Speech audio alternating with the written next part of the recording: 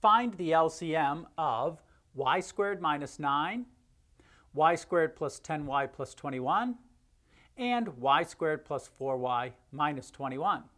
To find the LCM of these three expressions, we need to factor each expression. So let's start with y squared minus 9. That's the difference of two squares. It factors as y plus 3 times y minus 3.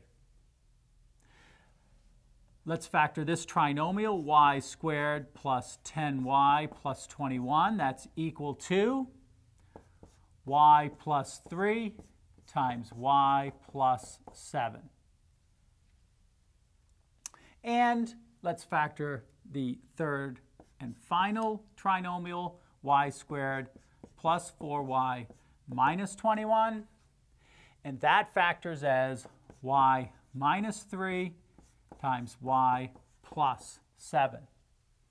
So now to create the LCM,